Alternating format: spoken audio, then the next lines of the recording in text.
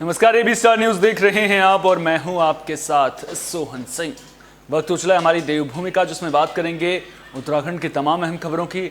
शुरुआत करेंगे बाबा केदार की खबर के साथ। दरअसल केदारनाथ धाम के कपाट आज बंद हो गए हैं।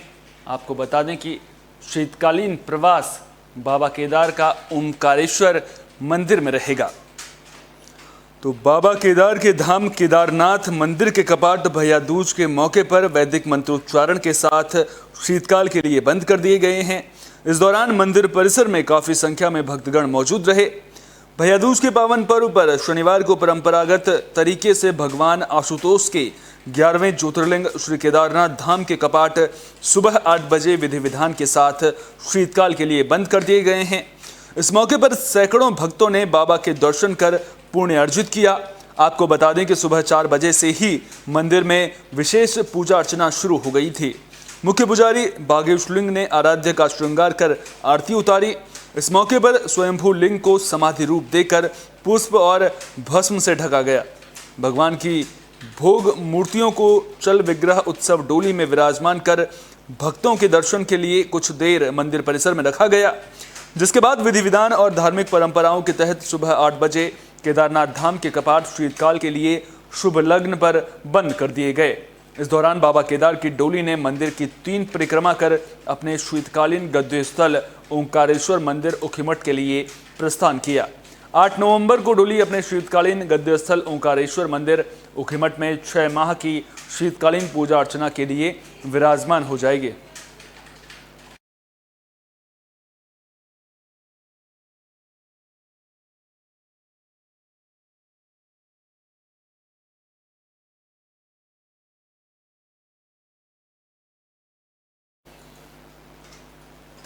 उत्तराखंड में चुनाव नजदीक हैं, लिहाजा सियासी गहमा गहमी तेज होती हुई नजर आ रही है।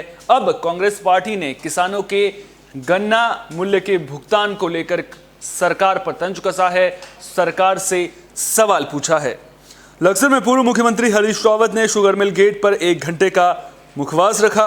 उसके बाद पूर्व मुख्यमंत्री हरीश रावत ने कहा कि जब तक सरकार किसानों के गन्ना मूल्य भुगतान इकबालपुर शुगर मिल का बकाया है, उन्होंने साफ तौर पर कहा कि जब तक सरकार उनकी इस मांग को नहीं मानेगी, तब तक पूरे प्रदेश में धरना प्रदर्शन और उपवास का कार्यक्रम जारी रहेगा। उन्होंने कहा कि चार्जशीट हारने पर बीजेपी के दिमाग सेंटर में आ गया है और वो तुरंत डीजल के रेट में 10 रुपए घटा दिए हैं। यदि उत्तराखंड से बीजेपी को हरा दिया जाए तो गैस की कीमतों में भी 200 की कमी आना तय है।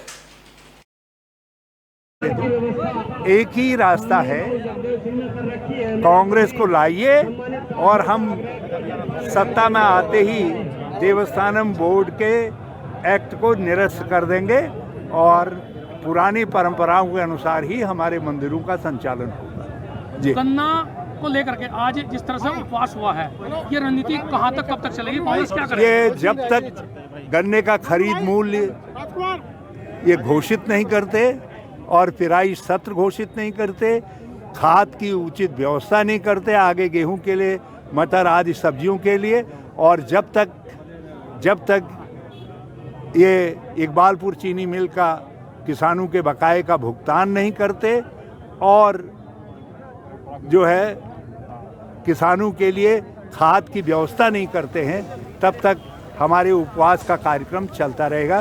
कभी लक्सर में तो कभी कहीं। हम एक जागृति और जन दबाव पैदा करने का काम करें। छत्तीसगढ़ के मंत्री कवासी लखवा उत्तराखंड पहुंचे। इस दौरान जॉलीग्रांट एयरपोर्ट पर कांग्रेस कार्यकर्ताओं ने उनका जोरदार स्वागत किया। इस दौरान कांग्रेस कार्यकर्ताओं में जोश नजर आया। शनिवार को आबकारी एवं उद्योग मंत्री कवासी लखवा जॉलीग्रांट एयरपोर्ट पहुंचे, जहां कांग्रेस कार्यकर्ताओं ने उनका स्वागत किया।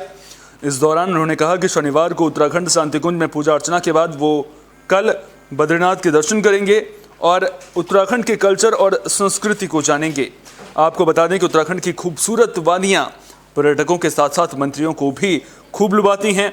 इसके साथ ही धर्मनगरी कहे जाने वाले उत्तराखंड में 4 धाम के दर्शन के लिए भी अन्य राज्यों से श्रद्धालु लगातार आते हैं और शनिवार को छत्तीसगढ़ के मंत्री ने भी उत्तराखंड का रुख कर यहाँ के 4 धामों के प्रति अपनी आस्था जताई है। वहीं कांग्रेस नेता सागर मनवाल ने कहा कि उत्तराखंड के लिए सौभाग्य की बात है कि लगातार 5 बार विधायक रहने वाले छत्तीसगढ़ के कैबिनेट मंत्री शनिवार को देहरादून पहुंचे और कल वे बद्रीनाथ के दर्शन करेंगे। विशेष रूप में हम लोग शांति कुंज जाएंगे, शांति कुंज के बाद बद्रीनाथ जाएंगे कल, उसके बाद आप आ जाएंगे। कैलाश के पास आशीर्वाद लेने आए हैं। अभी आया हूँ, उतरा हूँ। कल आप बताएंगे क्या अच्छा छत्तीसगढ़ अच्छा है कि उत्तराखंड अच्छा है। ये टन नहीं है, यहाँ टन कितना है अब पता चलेगा शाम को। देखिए, हमारे आज झारखंड से कवाशी लखमा जी हमारे जो मंत्री हैं वहाँ पर आबकारी और उद्योग के 5 बार के विधायक हैं और वो उनका उत्तराखंड में दौरा हुआ है।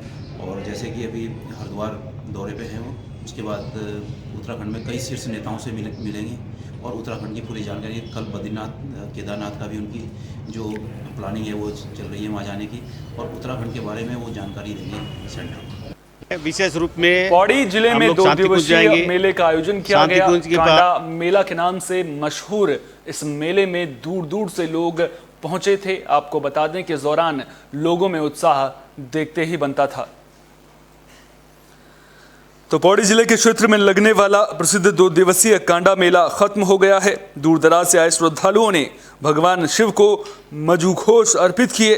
दिवाली के 2 दिन बाद लगने वाला ये मेला पहले पशु बलि के लिए जाना जाता था, लेकिन वर्तमान समय में पशु बलि को समाप्त कर मधुघोष भगवान शिव को अर्पित किए जाते हैं, जहां पर लोग अपने इष्ट देवता की पूजा अर्चना के लिए जा रहे हैं और पैदल सैकड़ों लोग मधुघोष यानी भगवान शिव को चढ़ाए जाने वाले ऐसे निशान हैं जिनमें ध्वज लगाए जाते हैं जो उस गांव का, उस परिवार का प्रतीक होते हैं।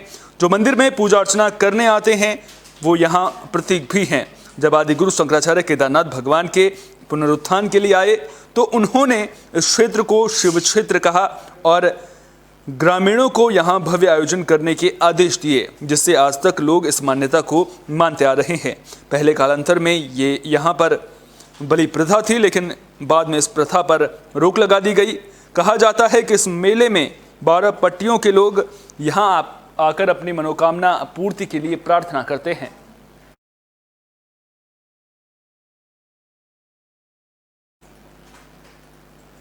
हमारी देवभूमि में फिलहाल के लिए इतना ही। देश दुनिया की तमाम अहम खबरों के लिए आप बने रहिए AB स्टार न्यूज के साथ, क्योंकि यहाँ पर खबरों का सिलसिला कभी नहीं थमता।